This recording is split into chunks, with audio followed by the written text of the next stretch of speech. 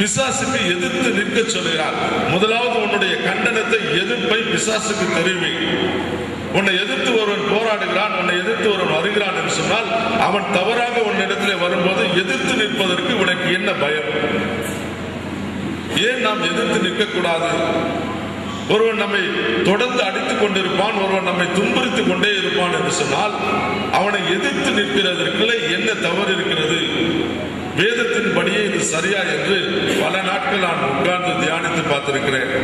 கர்த்தர் என்னோடு பேசின காரியத்தை தான் உங்களுக்கு முன்பாக வைக்கிறேன். அநேக சொல்லுவார்கள், இயேசு கிறிஸ்து நமக்கு சொல்லி இருக்கிறார், அவர் ஒரு கன்னத்தில் அடித்தால் மறு கன்னத்தை காட்டு என்று சொல்லி நாம் அருமையாக அதை பிரசங்கித்து விட்டு போய்விடுகிறோம். ஆனால் அது உண்மையா என்று சொன்னால் என்னை கேட்டால் இல்லை, நாம் பொய்யாகவே தான் பிரசங்கித்துக் கொண்டிருக்கிறோம். ஆனால் வேதம் என்ன சொல்லுகிறது தெளிவாக?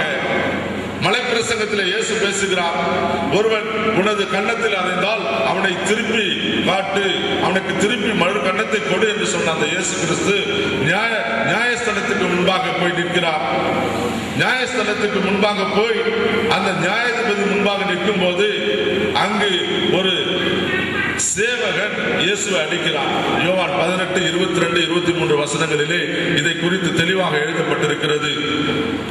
பிரதான ஆசாரியருக்கு இப்படியா உத்தரவு சொல்லுகிறது என்று சொல்லி பிரதான ஆசாரியர் கூட இருக்கிற மனிதன் இயேசுவை ஒரு அறை அடைந்தார் கன்னத்திலே. ஆனால் இயேசு அங்கு அடுத்த கன்னத்தை காட்டுவதாக வேத புத்தகத்தில் இல்லை. நான் அநேக வெளிப்பாடுகள், அநேக வசனங்களை அநேக இடத்திலே தேடி பார்த்தேன். இதற்கு ஆதாரமான எத்தனையோ புத்தகங்களை பார்த்தேன். எந்த இடத்திலும் அது இல்லை.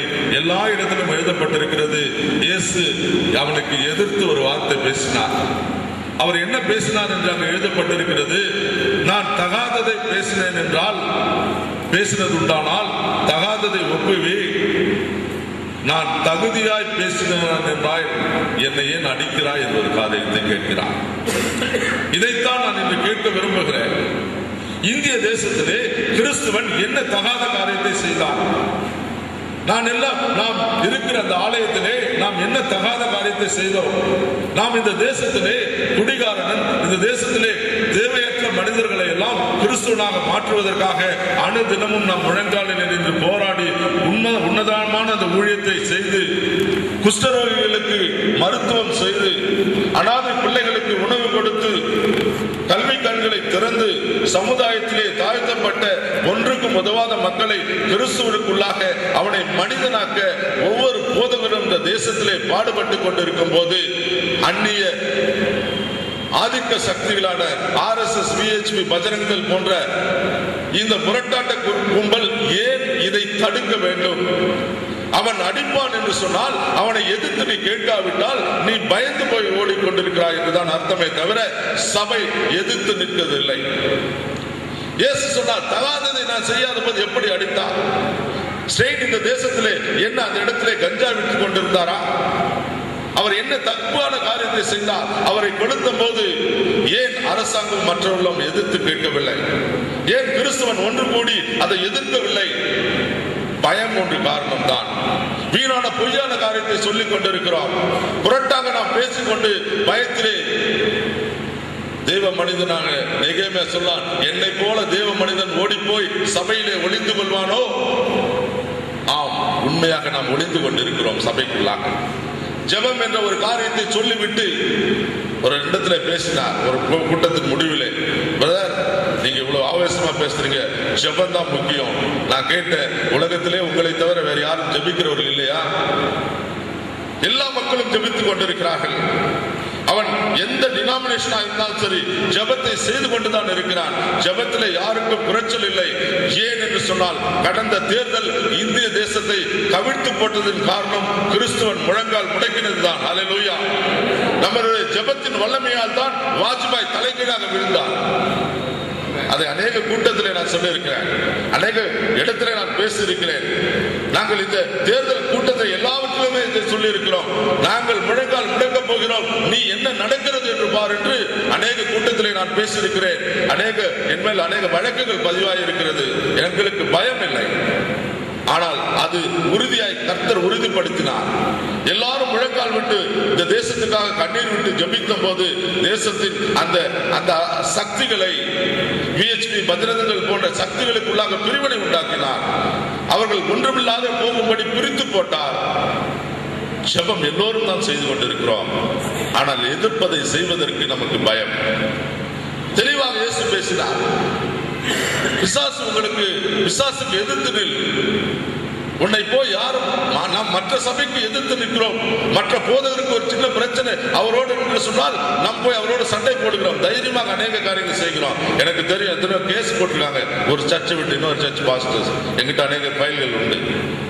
நாம் இவர்களோடு நம்முடைய சகோதரர்களான சக சபை மக்களோடு பேசுகிற அந்த சத்தம் போடுற வீரம் நாம் மற்றவரிடத்தில் காட்டுவதில்லை. ஏனென்று சொன்னால் நமக்குள்ளாக சபைக்குள்ளாக ஒரு ஒற்றுமை இல்லை. கிறிஸ்துவனுக்குள்ளாக ஒரு ஒற்றுமை இல்லை. கிறிஸ்துவனுக்குள்ளாக ஒரு பாதுகாப்பு நமக்கு ஏன்னா எல்லாருமே இண்டிவிஜுவலா இருக்கோம், தனித்தனியாக இருக்கிறோம்.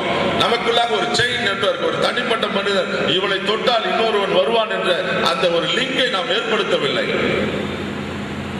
ஒரு போதகர் இருந்தார் சென்னையிலே. ஒரு விக்கிரகத்தை எடுத்து வந்து அவர் சர்ச்சுக்குள்ள ஒருத்த வச்சுட்டான். ரொம்ப கேட்டு கிடைக்கல. ரொம்ப பிரச்சனை பண்ணிட்டே இருந்தான்.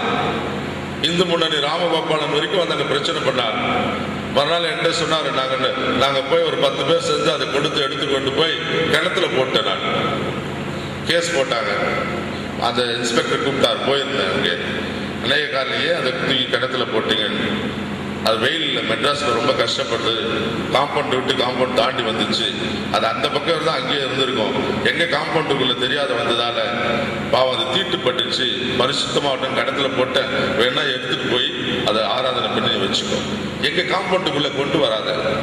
நீ ஏதாவது கொண்டு வந்தீங்கன்னா இதுதான் நடக்கும். நாங்க போய் அந்த போதகருக்காக சண்டை போடுகிறேன். 54 சபை இருக்கிறது அந்த ஒரே வட்டாரத்திலே. ஒரு போதகர் கூட அவருக்கு ஆதரவா இல்லை. அப்போது ஒரு பேசின பேச்சு தெரியுமா? நல்ல வேலை இவன் ஒழிஞ்சா ஒருத்தன், நம்மால் ஒருத்தன் போனான். ஒருத்தனுக்கு இந்திய நண்டுகளை போல கதை சொல்லுவாங்களே, அப்படி கிறிஸ்து ஊழியக்காரன் ஒருவனை கடிக்கிறது பட்சிக்கிறது இருக்கிறத தவிர ஒருவனுக்கு கை தூக்கி விடுவதில்லை, ஆதரவாக ஒருவனும் இல்லை. இதுதான் நமக்கு நம்மை ஏற்படுத்திக் கொண்ட ஒரு சோகமான ஒரு நிலை. இன்று நமக்கு அடிச்சு இவர் அடிச்சா யாராவது வருவானா? ஒருத்தனை வரமாட்டான். தைரியமா சொல்றாங்க. ஒரு போதகரை மதமாற்று தடைச்சத்துல பிடிச்சு வச்சிருந்தாங்க. அந்த இன்ஸ்பெக்டர் போன் அந்த இடத்துல பெரிய பிரச்சனை. ஒரு சகோதரர் போன் பண்ணா. நான் போனாங்க. அவனை கேட்டேன், ஏப்பா உங்க ஏரியாவில் இத்தனை பாஸ்டர் யாருமே இல்லையான்னு.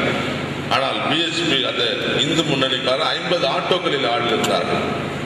அவர் சொன்னார், ஐயா நான் ஒருத்தன் கூப்பிட்டாலும் போக மாட்டேன். எவன் வீட்டுக்கும் போறதில்லை. நான் எந்த ஃபெலோஷிப்பும் போக மாட்டேன்.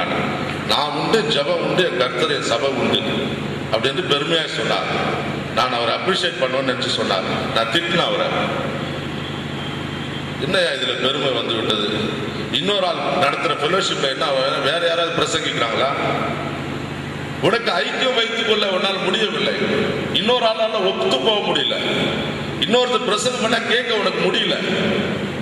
ஏன் விட்டு கொடுக்கல மனசு இல்ல உனக்கு? அவனைய சகோதரனை ஏற்றுக்க முடியல. இன்னும் சரியா தோல் உரிக்கல. எந்த இயக்கம் யார் நடத்துறா? என்ன இயேசு கிறிஸ்து தவிர என்ன அங்க என்ன அல்லாஹ்வுடைய ராமரியமா பிரசங்கிக்கிறான் இல்லையே?